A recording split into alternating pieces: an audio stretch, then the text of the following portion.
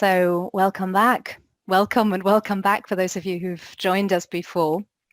This is the last session in the series of Aleph Trust dialogues that we've been hosting since July. And we've really been exploring transpersonal perspectives on the corona pandemic and the challenges that we're facing collectively at this time. My name is Jessica Bockler, and I'm one of the co-founding directors of the Aleph Trust. And I'm here today with my fellow director, Professor Les Lancaster. And together we're going to explore ideas surrounding the deeper significance of the pandemic. And we're going to be focusing very much on the role of myths and the imagination in our lives. And we want to reflect with you what we can each do in the face of our unprecedented circumstances. But before we start, I'd like to pause for a moment with you, and I'm going to light a candle, and I invite you to connect to the light. Take this light into your heart. We've reached a grim milestone earlier this week in relation to the corona pandemic, with deaths exceeding 1 million worldwide. And of course, countless more people have been affected in so many different and devastating ways through loss of livelihoods, through ill health, other causes of ill health, untreated health conditions, as well as, of course, isolation, prolonged isolation, the loneliness that has arisen from that, the sense of being disconnected from the wider world, just being online in online spaces all the time. We're all zoomed out a bit, aren't we?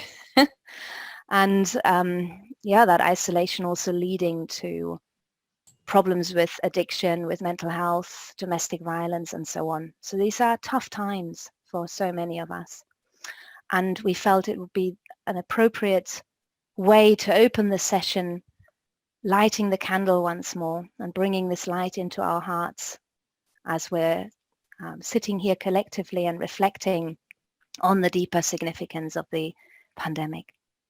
So let's take a moment. You might want to just adjust your posture. Feel your feet on the ground. And come home to yourself. Connect to the flow of the breath.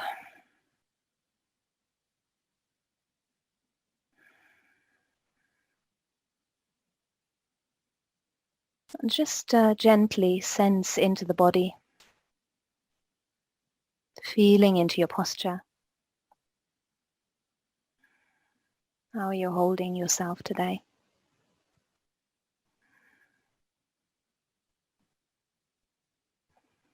And feel into the flow of the breath.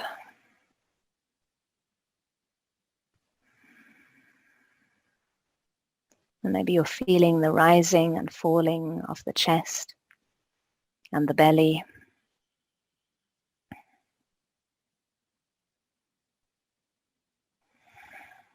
And as you're sensing inward, can you soften a little?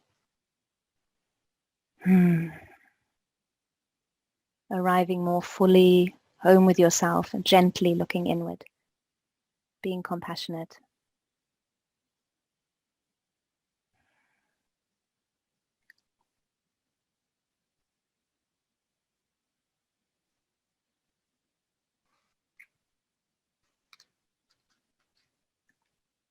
Let's stay present with breath as I'm lighting the candle.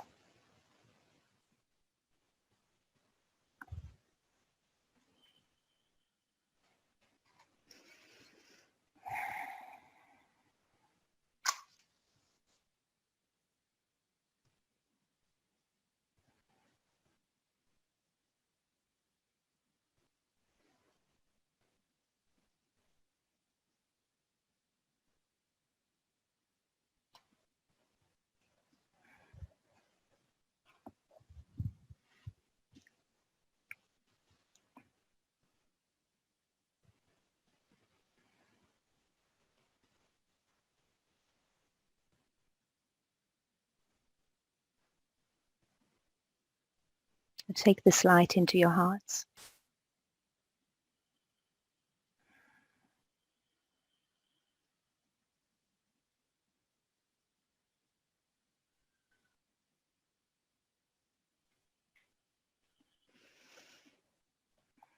So, the power of myth. Les, what do we mean by myth? Well, maybe a place to start is to think of a definition. What is a myth? And the Oxford English Dictionary tells us that a myth has two definitions. A traditional story, especially one concerning the early history of a people or explaining a natural social phenomenon, and typically involving supernatural beings or events. One definition. Second definition, a widely held but false belief or idea. So Jessica, can we use those definitions? It seems really potent, I think, or kind of poignant in our world today, those two definitions. The first really reminds me of the kind of circumstances we face today with fake news circulating everywhere you look, and we're no longer certain of what we can believe, right? So this popular understanding of myth meaning lies or fabrication, stories that are untrue.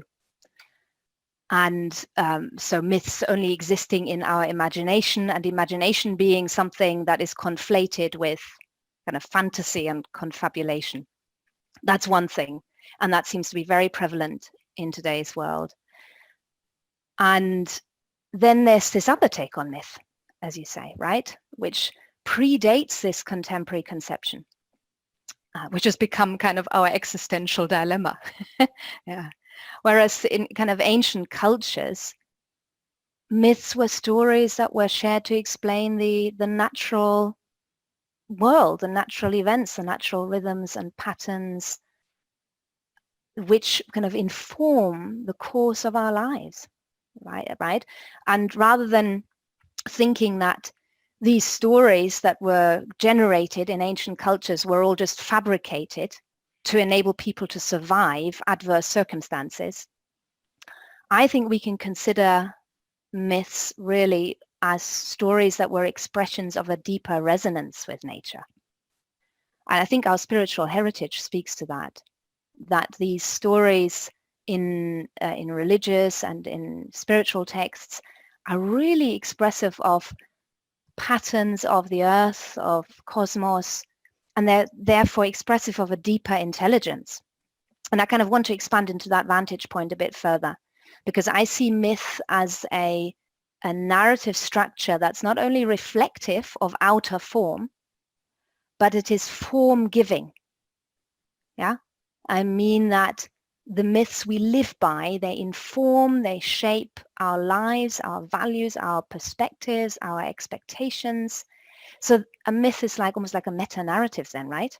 That we embrace, often unconsciously, and that shapes our lives. And one thing that really sticks with me, that I often go back to in relation to that, is the work of George Lakoff and Mark Johnson, the book Metaphors We Live By. Metaphors, myths, highlighting that these are not just stories, not just rhetorical devices, but, and I want to read one quote here from Lakoff and Johnson, metaphors have the power to create reality. This can begin to happen when we start to comprehend our experience in terms of metaphor, and it becomes a deeper reality when we begin to act in terms of it. Much cultural change arises from the introduction of new metaphorical concepts and the loss of old ones, end of quote. So for me, that's what myths are about, really. They have this myths, metaphor, poetic language, the poetic mind. They have this form-giving, generative power. Yeah, I would say that myths, taking the perspective you said there, the deeper role of myths, they enable us to find our human place in the scheme of things. And obviously talking about it now in relation to the pandemic, sure we'll come to perhaps later, but that's, are we living a myth right now? Is there a myth of COVID-19?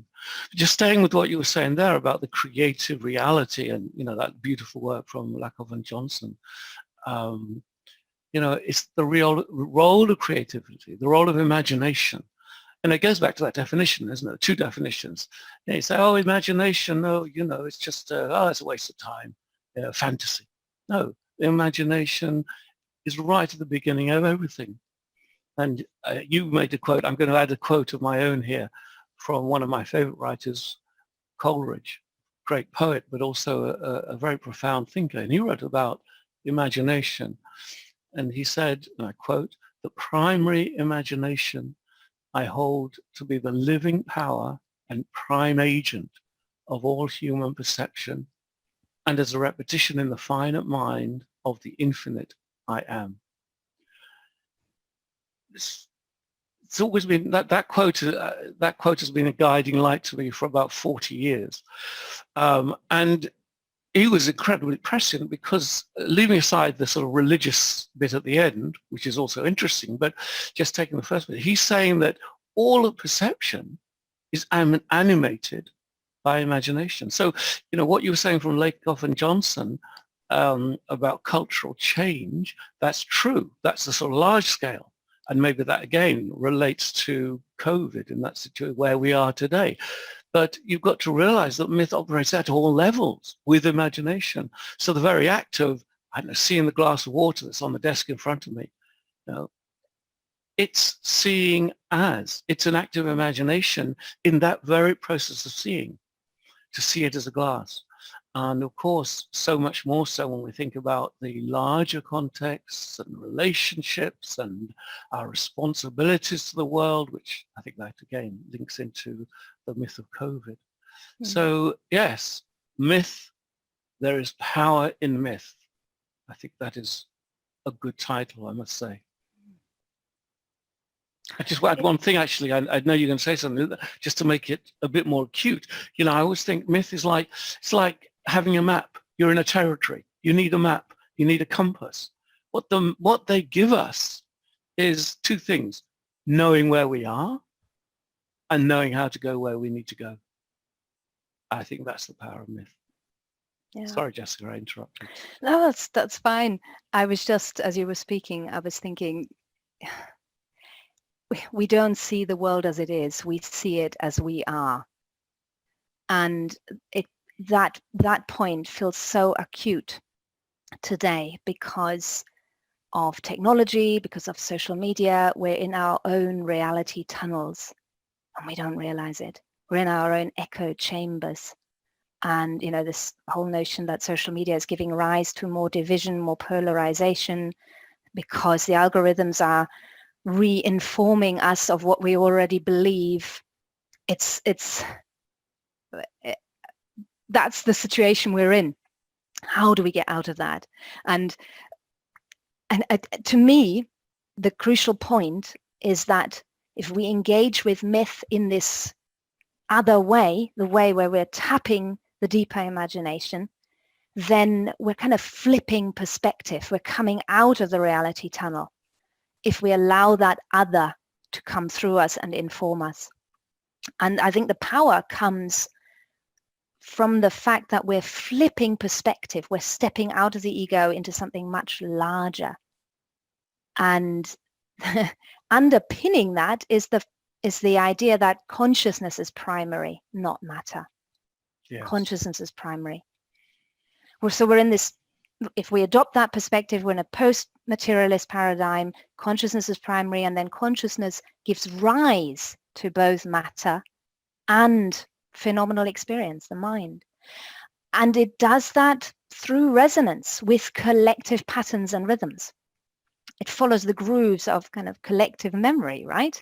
May that be archetypal, genetic, mimetic. Mm-hmm. Mm-hmm. That's certainly my position. That's where I feel anchored, in that sort of post-materialist perspective. And why do I choose to embrace that idea? Well, because I find that it's fundamentally empowering, not in an egoic sense, but in a much deeper sense. I feel that it puts me into kind of intimate contact with a world beyond the ordinary self. And that to me, it's not a scary place to be. It's a challenging place to be, but it's a very enriching place to be, because I no longer suddenly have to be in control of everything, drive everything, understand everything intellectually, and I can still do and act from that deeper place that is wiser, more heart-centered, more embodied, enriching on so many levels, because I feel like it puts me in touch with nature at large. Yeah. So to me, that's kind of the real power of that kind of way of working with myth.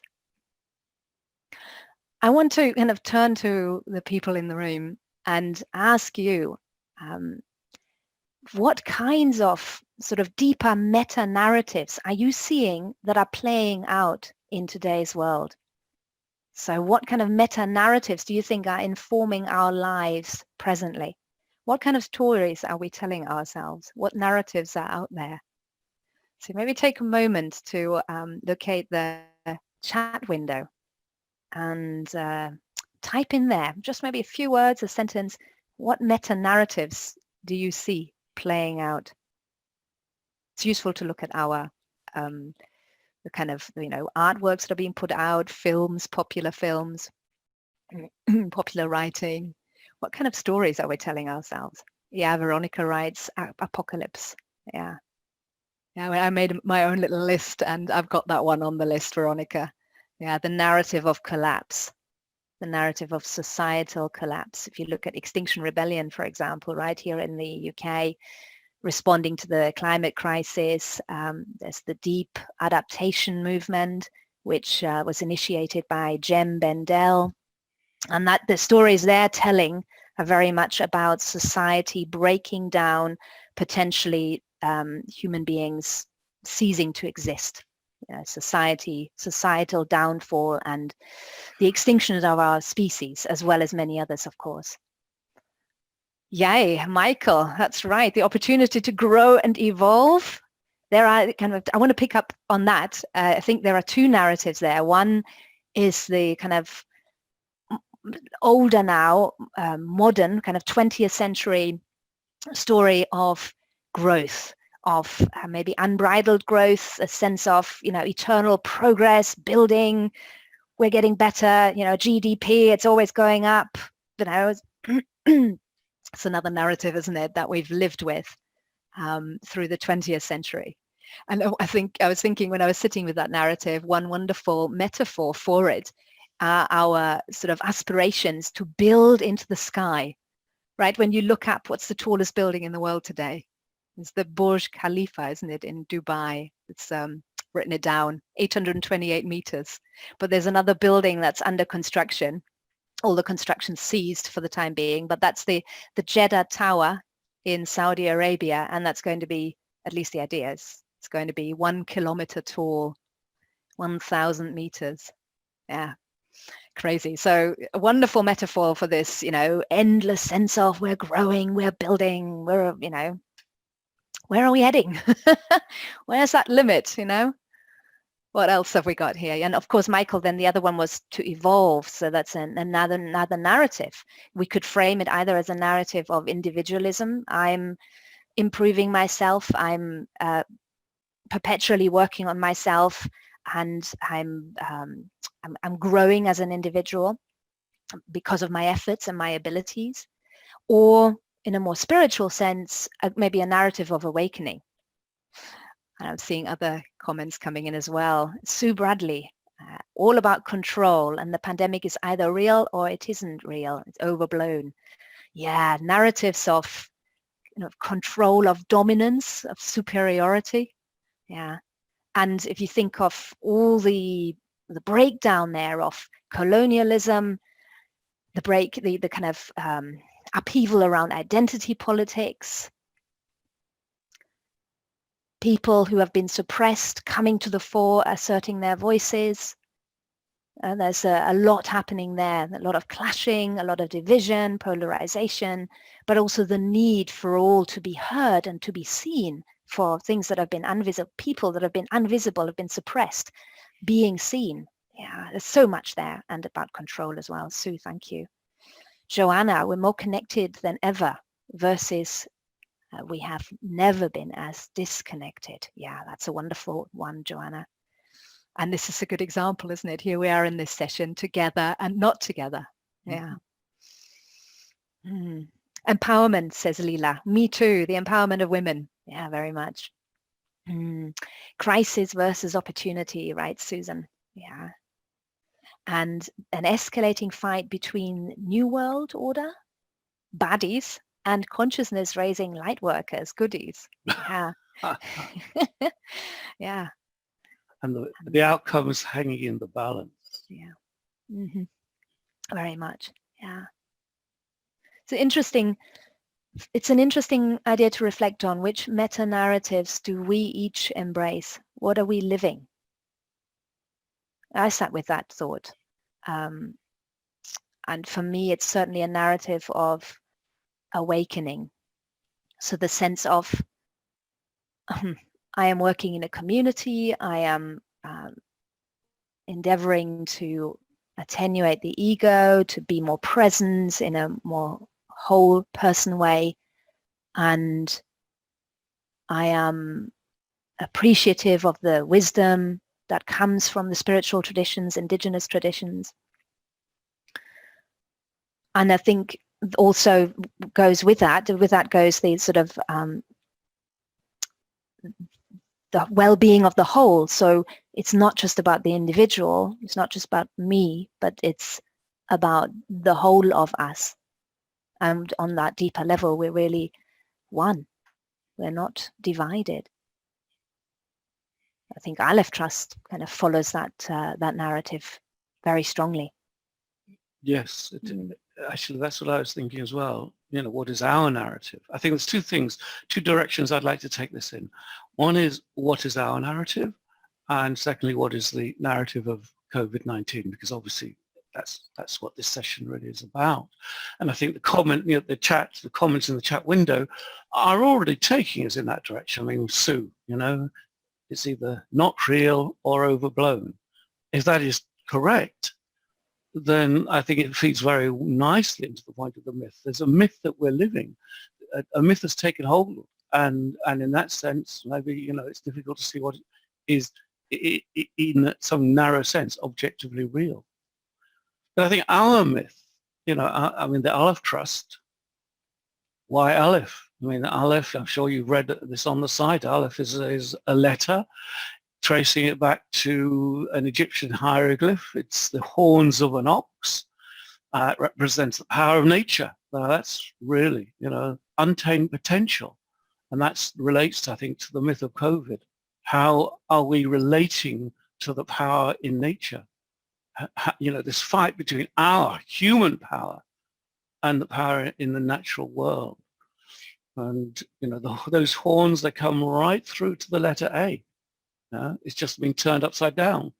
I mean, how often do we think about that? That the, you know, that the letter A is a depiction of two horns, but it's upside down. Fascinating to look at the history of and the evolution of language. But the point is that, you know, we are users of language, and as the users of language, we bear that evolution. We carry it, but we're not conscious of it. I think that's very germane to the story of myth. But let me talk about COVID-19. And again, as Jessica said, you know, since this is really what we're intended to look at throughout this whole series, maybe this is also an opportunity for you as I'm talking, you know, put your ideas into the chat window. We can build this together. I think there are so many aspects of what I call the COVID or corona complex that are really symbolic. And of course, symbol is the language of myth. I don't think I need to explain that. I think everyone in this Zoom room would understand that. So what are the symbols with corona. But I think the first is it is a disease of the breath. It's a disease of the lungs. What is the breath? The breath is what connects us to the world around us. We have a problem with connecting to the world around us. The lungs are the organ of breath. This is a disease of the lungs. Well, think about the lungs of the world. Where are the lungs of the world? They're the rainforests. You know, we have been destroying the rainforests. So now our lungs are being destroyed. And this idea of measure for measure. Karma. There's this sort of symmetry in causal relationships. But, you know, as I'm thinking through these aspects, it's what I said before, you know, we're looking at the whole picture. If we were to talk biology, we'd talk about a virus. And of course, the virus is very real. And we want to look at how we can control this virus, how we can save people's lives, of course. But we're transpersonal psychologists, and our perspective is to look at the whole, these different levels. And myth operates across levels. That's what we mean by the power of myth.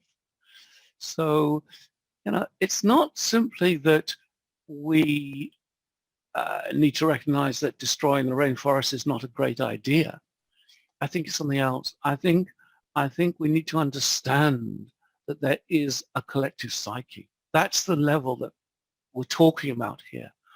And what's been happening over the last, especially the last 3 or 4 years, I think that the recognition of these consequences, as Barbara says, nature's revenge, very good way of putting it, the recognition of what we're doing has reached a tipping point such that now it's of the collective.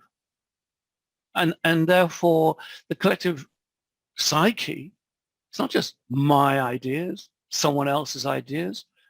It takes a larger life, because that collective psyche is the moon, is the mountains, is the streams, is the forest, as much as it's, as it were, my mind. So Corona tells us what is going on at that collective level. And again, I'm talking myth, I'm talking symbol. All the dynamics of this complex are yelling to us of what's going on if we could only recognize it. You know, I think that one of the points came up in the chat window. We're so connected, but we're distanced. I think it's really, really interesting.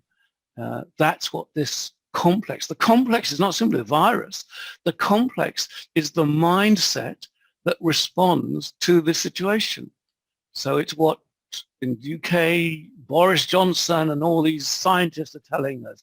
It's, you know, all the different, in different countries and so on. It's a whole complex. Why are we wearing masks? I'm not going into the science of that. It may be a very wise thing to do. But what is a mask? You know, we are being effaced. Masks take away the marks of individuality. We already have. I'm going to come in there just for a moment, because in the world of theatre and acting, as I'm following you, I just want to offer this. When we work with masks, you know, some of you know that my background is in theatre studies. When we work with masks, we're entering into a kind of deeper state of consciousness. The ordinary personality is removed because it's no longer visible through the face. And the actor is able to tap into very other deeper qualities. Exactly. So it feels like the mask is the other that we're then inhabiting, and no longer the ordinary self. Well, you talked about the narratives. A very big narrative in culture, especially the Western world, but not only the Western world, has been the cult of individuality. You know, that went together with the growth, all the other things we're talking about. You know, we are the victims of the cult of individuality. And again, measure for measure, we lose individuality. That's what's going on with Mars. We've already seen it. I mean, the whole issue, for example, with the burqa. I'm not making a religious point. I'm not making an ethnic point, anything like that. I'm just saying at the level of myth, how we relate to the removal of the distinctive features of individuality is a very profound psychological concept, or complex, really. Yeah. And then corona, the word means crown. What is a crown? Well, there's many levels of symbolism there. I'll just mention one. I mean, it's obviously a symbol of power. A crown is a symbol of power. But looking at it in cultural and historical context, we as, especially again, Western cultures, we have a real problem with the concept of power and where authority for power arises from. And the thing about a crown, I don't know if anyone's ever worn a crown, a real crown. They're heavy things. How do you wear a crown? You have to be aware of your posture. You have to be aware of the vertical axis or it'll fall off and you look a right fool. What is the vertical axis? The vertical axis is our relationship above and below. Ancient maxim. The esoteric traditions. That's what's out of balance. Our relationships above and below. And it's not just a historical point, because, of course, we could talk about ancient traditions that talked about above and below, heaven and earth and so on. But in a deeper sense, it is about alignment. How do we align with the natural world? How do we align with that which we regard as transcendent? These are very potent questions. And what I'm saying is the potency of the myth is actually about where we are in our world, in our evolution, in our aspirations. This is what COVID is about. I'm going to say one more thing. I know I've talked quite a while here, but I think there's some fascinating things about this. We call it COVID-19. You probably know why 19, because it was discovered in 2019. Okay, straightforward. You know, if you enter into the world of myth and esoteric symbolism, numbers take on meaning. Some of you may know I've been very interested in the Kabbalistic tradition, and numbers are very, very important there. There are many points you could make about that kind of symbolism. I've written an article on Kabbalistic symbolism. Just one thing I want to mention here. There's a cycle of 19 years. I don't know if anyone knows about this, the Metonic cycle. That cycle is the cycle that we use to reconcile the lunar calendar with the solar calendar. So, for example, the Hebrew calendar is a lunar calendar. Because it's a lunar calendar, if you didn't do something about it, it would become out of sync with the solar calendar. So something you think is going on in the spring suddenly ends up being in autumn. It's like Ramadan. The Islamic calendar says, no, let's just go by the moon. We won't worry about the solar system, the solar calendar. And that means that Ramadan will change throughout, different times, different years, different times of the year.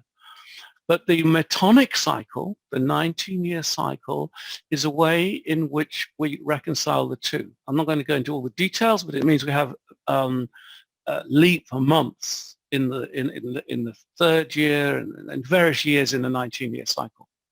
Okay, fine. That's the time, calendar, whatever. Symbolism, sun and moon. This is what we're dealing with. Someone just mentioned the fall of the patriarchal pattern. That's Anna. What we're dealing with, I have no doubt about this whatsoever. You'll say, oh, you're playing with numbers, it's fanciful, it's poetic, whatever. Can't convince those who don't kind of see it this way. I have no doubt whatsoever that the COVID-19 pandemic is an expression of the change that we are embracing and we need to transcend and move through. And a central part of that is the sun and the moon and what they mythically represent.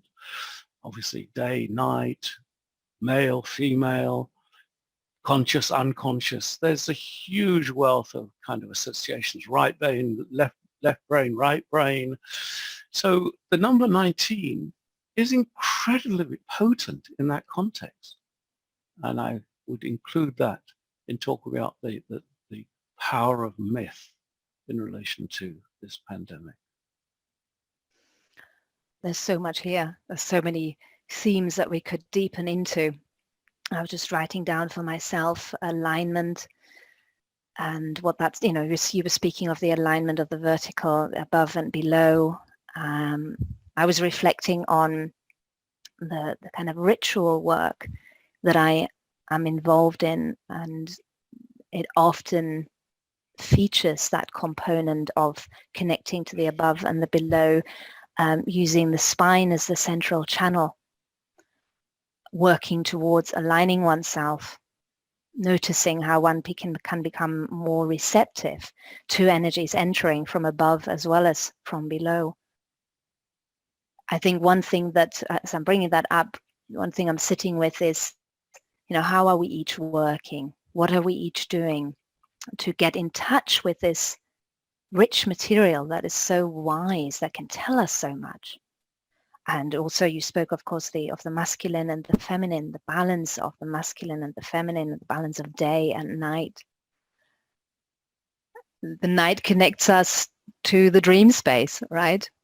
I mean, ordinarily we lie down and we go to sleep and then we let it happen to us. But if we work consciously, maybe through ritual, then we enter into that kind of conscious dreaming process, maybe an active imagination process, right? Where we're working with that material by means of various practices. May they be embodied, may they be meditative, may they be arts-based, expressive movement and vocal work. And we're channeling that material, but not only that, we're entering into a dialogue with it. That's, of course, the hallmark of active imagination. It's that sort of dialogic quality where the ego is not entirely sidelined, or, it's not eradicated, but the ego is brought into a conscious relationship with that material. Exactly. And that, again, is the sun and the moon. The moon being the ego, the sun, the self, in a Jungian sense. Mm-hmm. And actually, there's another dimension which I think is really very interesting. And again, what I'm describing is this complex, which is so much more than just a virus.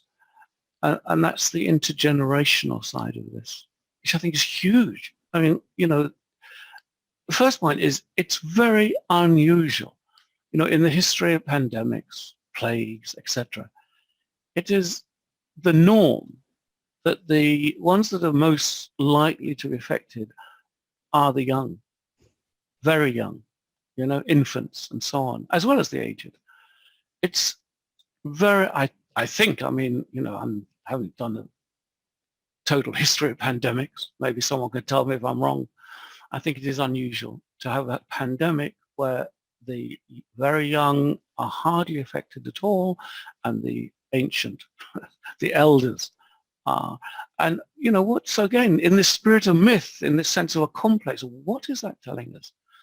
I think it's telling us about the intergenerational balance. And I think we've got it wrong. For example, we don't, what's the aged population? What is it to us generally? It's a burden. We've got all kinds of problems with our care systems, care homes. The concept of elder, we've lost that. And so there's a problem. The elder generation does not have a role in our society, whereas traditionally, of course, it always did. Yeah.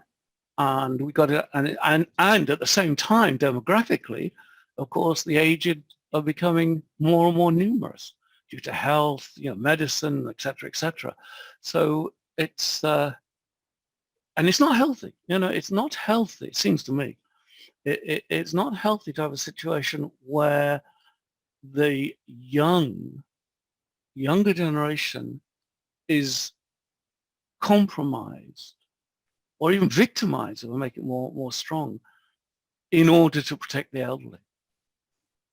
That's an unusual situation in the history of culture. So again, taking this notion of complex and a myth, say, well, what are we going to do about it?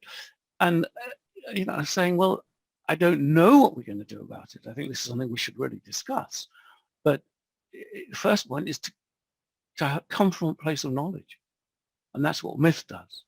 It places us in a position of knowing.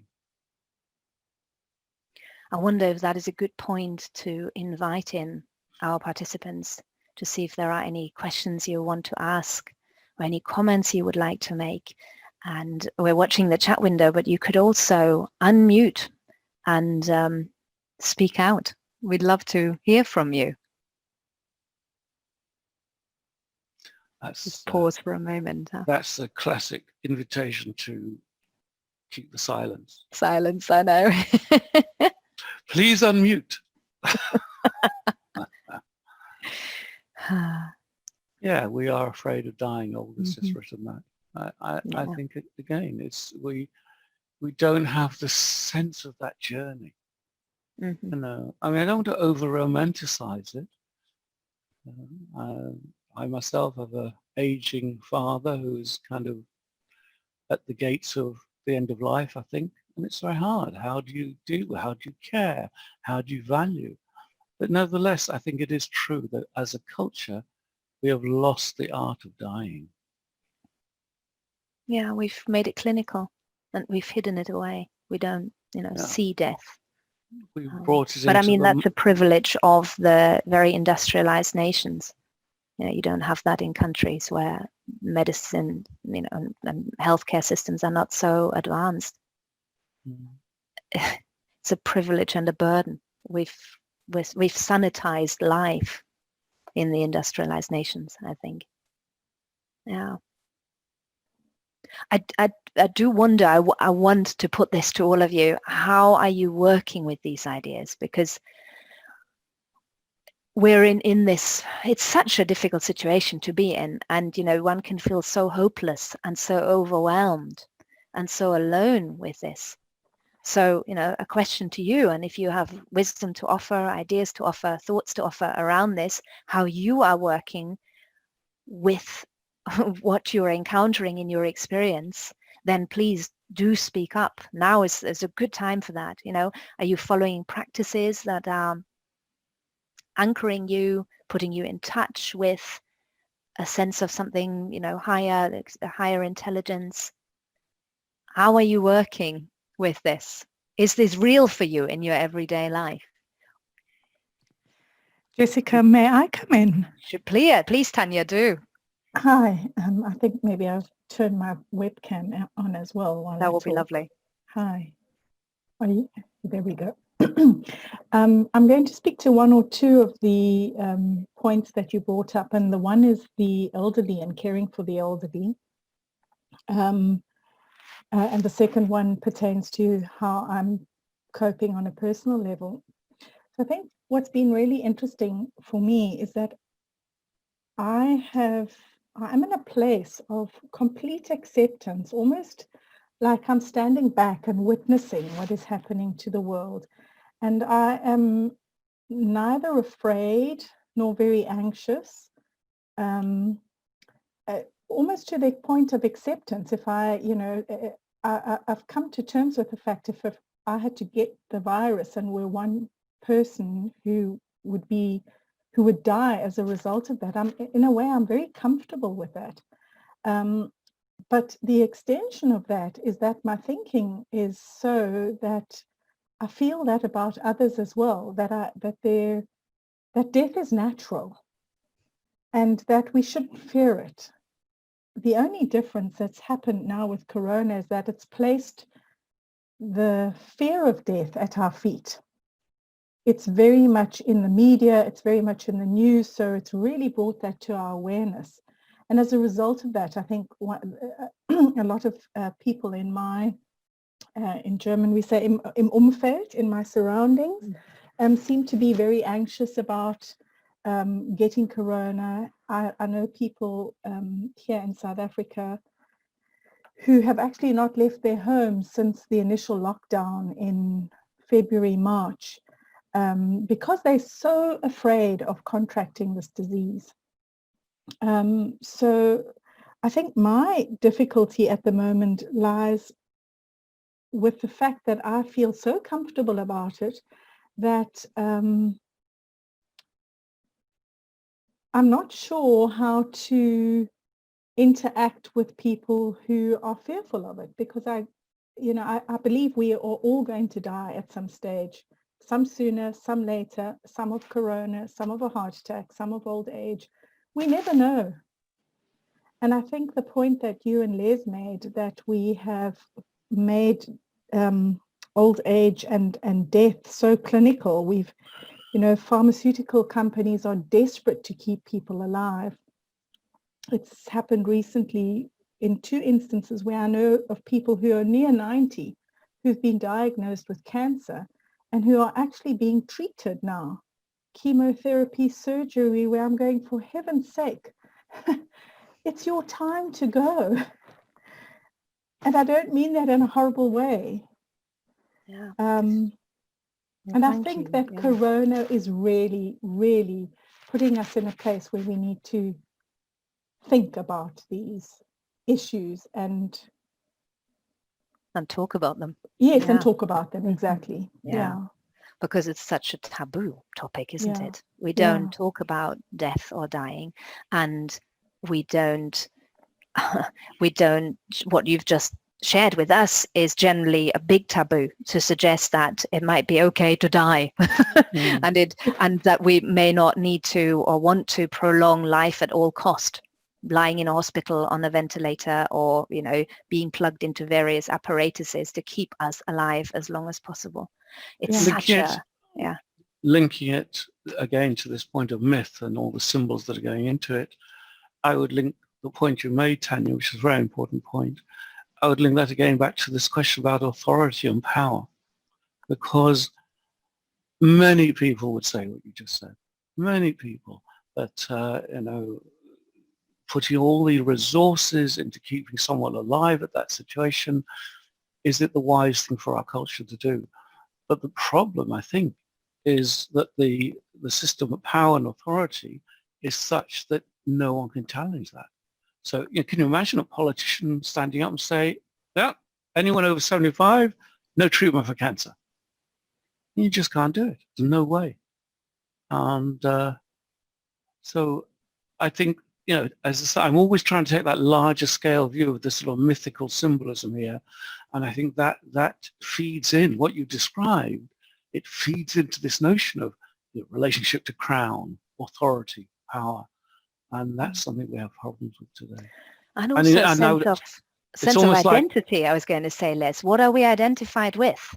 Is it the mortal body, the ego that will dissipate upon death? Is it something else? What are we identified with? Maybe we identify with a sense of the earth, the body of the earth. Yeah. I want to bring to our attention the comment that Veronica has left in the chat window. We knew for a long time that it could not go on this way anymore with our economy, endless growth, distraction of natural resources, climate. In some way, I'm glad that something has stopped that all. Now we have a chance to begin anew, but better. I think that's a really strong narrative that is coming to the fore. And I personally, Veronica, I share that. I hope we will be able to follow through and that we don't fall back into some of the old patterns. Yeah, I agree. Some of the other patterns are so prevalent and so strong because we're still invested in these financial systems that are, ticking over. We're still measuring growth in terms of GDP, and we're still beholden to these corporate companies that have shareholder interests. And so the structures have not shifted. And that's my big concern, that, I'm looking at scale. How can we facilitate change at scale? What needs to happen so that systemic change happens? Yes, exactly. It's a big one, I think. I'll add another little bit. I mean, there were many things about the symbolism of this complex that I didn't bring in. I didn't want to talk too long, but another big one is this notion of borrowing against the future. You know, I mean, what are we doing? You know, we're, I mean, I know the UK best, but I know it's happening in other countries as well. You know, okay, so we'll put everyone on furlough. You know, we'll make a grant. Everyone gets a grant. We'll do this. We'll do that. Where's the money coming from? What is money? Money is a resource. Money is energy. We're drawing on our energy of the future. It's an argument that goes beyond actually economics in a sort of narrow political sense, right? Mm-hmm. Yeah, we're borrowing from the future generations who have to pay off the debt in that sense, that right? goes back to that generational point. Mm-hmm. And it also relates to the whole question about democracy. You know, and that's what I was saying when I was saying about the crown and authority and so on. Democracy is breaking down. I mean, things that have happened in our country was Brexit a democratic decision? No, it was a question of social media and manipulation of data, this, that, and the other. It was a question of distancing, actually, because people felt distant from the ruling elite or whatever. And again, it's different. I don't want to go too much into that. But I think through the democratic countries of the world, there is a real wind of change. And I think Corona symbolizes that in the sense of crown power, but also in the sense of borrowing against the future. Yeah. It's a huge issue, huge issue. And social media and, you know, underneath technology has exacerbated all of this. That, you know, we see technology as a way to fix things, all things. We'll be so, you know, creative. We'll be able to figure this out through technology. Technology will solve all our problems. But the truth is, when you look at the history of things, our wisdom lags behind. We create something and we don't realize the sort of side effects and the impact it will have. You know, you just need to look at genetic engineering, for example, but social media is another fantastic example. The people who created Facebook, Twitter, Instagram, I don't think they all had bad intentions to corrupt us all and manipulate us, but they created these algorithms that, you know, encourage people to click and click again. And what are these algorithms? They're not neutral, value neutral, or even supportive, right? They're manipulative. They want to help these companies make money. So, God, that's a big one. We recently watched The Social Dilemma. It's a documentary that's out right now. I would recommend that. It kind of digs deeply into those ideas around social media and the manipulation that happens through the algorithms, and how that manipulation has led at a population level to breakdown, polarization, radicalization, and so on, and has had real life effects around the world. It's very disturbing stuff. Especially where children are concerned. Yeah. And again, borrowing against the future. It's the same point. You know, I mean, you know, I have a 10-year-old daughter, and so many parents I speak to, it's exactly the same. You know, we're almost impotent in how we are able to manage our children. Maybe I'm saying that a bit melodramatically. You know, it is so hard to find the way to encourage them to use the, you know, internet in wise ways.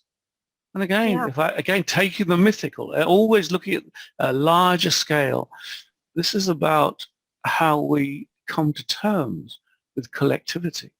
And that's why I said before, it's about the collective psyche. Yeah, you know, to me, all these things like social media, internet, I mean, you can experience it right now, right? You're taken away, as you're looking at the screen, you're taken away from your inner experiencing. You're kind of entering into this reality tunnel. It's even more exacerbated with the smartphone, right? You've got this phone in front of you, your perception narrows down, you don't see anything anymore. You don't feel anything inside, or you're on this sort of, you know, automated feeder. Click, click, next like, next heart, next whatever. And you're sort of taken away from the powerful resource that kind of faces the other way. Inward, beyond inward, into that kind of vertical axis, but also the space behind, because the space behind is that which we cannot see. So it's representative of the unconscious. Mm-hmm. You know, we just got to, I think we're coming to the last 5 minutes, and I'm looking at the chat window, and I noticed that Sue and Lauren and Tanya, of course, she spoke, you know, they're all raising this question about responsibility, taking responsibility. And I think that's the other side of what we're exploring here. I mean, when I speak for myself, you know, when I talk about, oh yes, this myth and this complex, etc., you know, it's like the role of psychotherapy. You know, you can understand the deepest thing about someone, what their dreams mean, all that kind of stuff. What are you going to do? You can tell them till you're blue in the face what's going on, and they still do the same thing. They still get it wrong. That's the point. How do we change the world? How do we change cultures? How do we change society? I think the coronavirus is doing a lot to move in as in that direction. I mean, you know, others will have different answers. For myself, I mean, what we did with the Aleph Trust, I believe, maybe others will judge and maybe I'll be proved wrong, who knows? But I think just to bring something into the world which does enable this dialogue, it does enable this voice to be heard as it grows. That's one thing we do. The others have different, you know, social action. Exactly, and in a way that's also something that we've started, right, in Aleph Trust through the Conscious Community Project. Yeah. And the projects that we're bringing into being through that, because those are expressions of action driven by that sense of a deeper intelligence and a vision.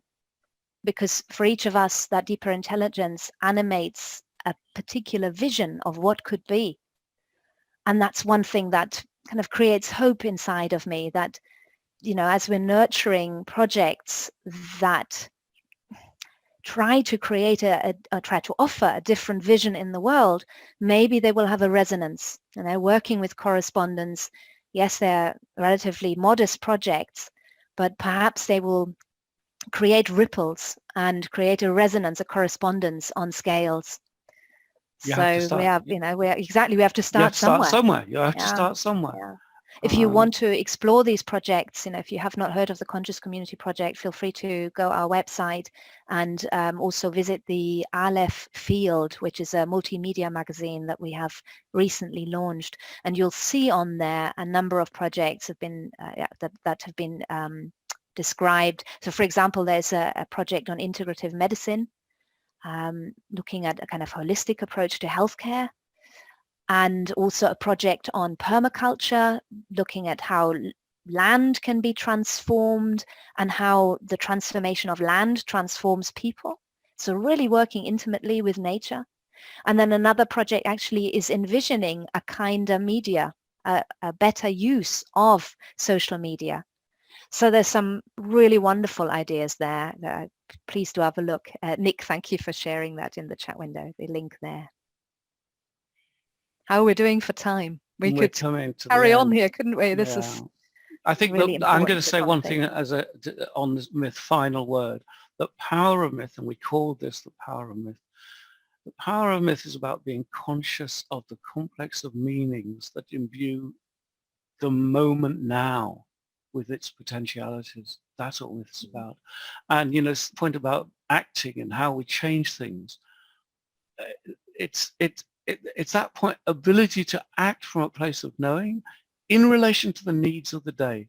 You know, and I think that's what we're trying to do with the Conscious Community Project. What are the needs that we identify as a community? And we're all in this. Yeah. And the work is inner work and outer work at the same time. It's that deep attentiveness, a sense of service, and being present to oneself whilst being present in the world. It's not easy. It's not easily done, right? We all know how hard that is. But in a way, I think that's our challenge. No one ever said it was easy. No.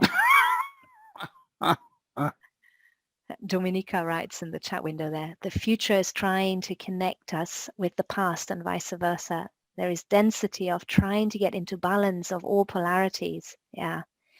Where at the same time we've been stretched in space, web of nature, web of technology, and in time. That's an interesting thought. Yeah, it's Perhaps very it's the nice. call for responsibility and our place on the earth. Yeah, what is our place?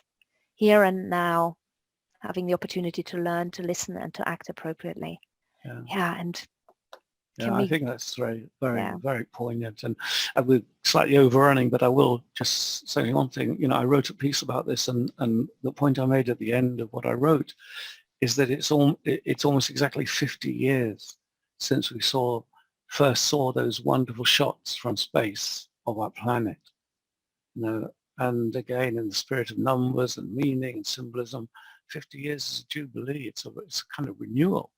And that sense of seeing the whole of our planet, that if anything is a shift in consciousness, that is. And so it has, you know, talking about responsibility, you know, I think it is our responsibility to work with that shift in consciousness. It's a question of level. It's a question of scale. Here. And Margaret writes in the chat window, that was too short.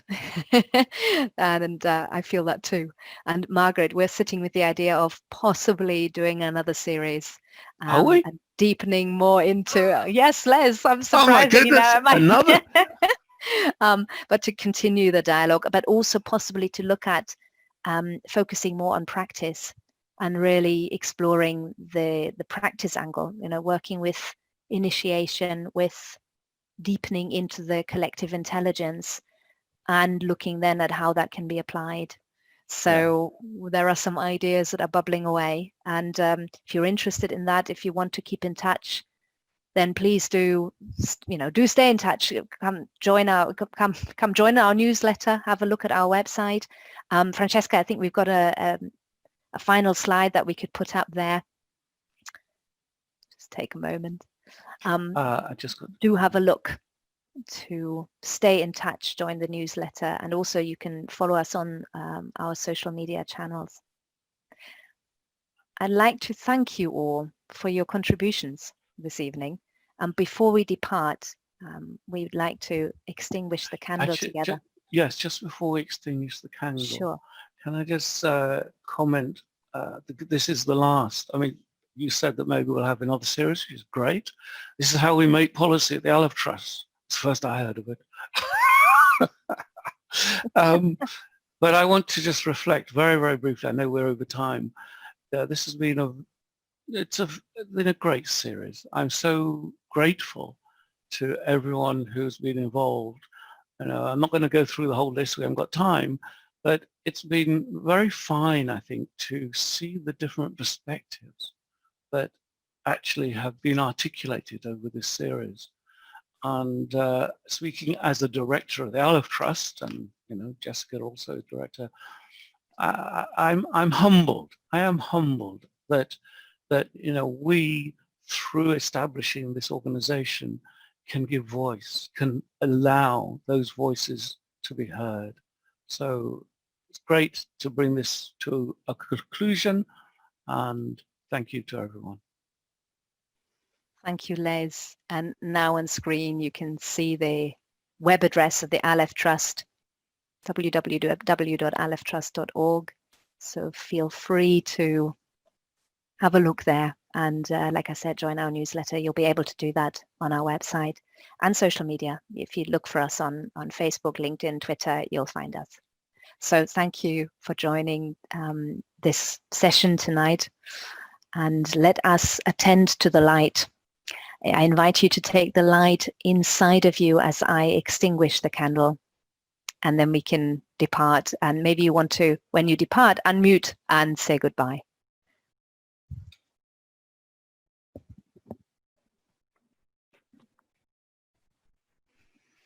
So take a moment to connect to the body, feeling into the breath.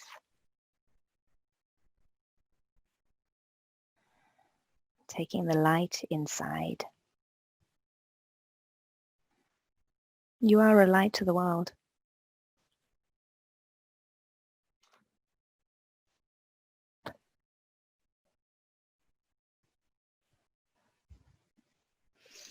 Thank you, everyone. Thank you so much. Thank you. Good night. Thank you so much to Good both night. of you. Very Thank enjoyable you. series. Thank you very much. Thank both of you.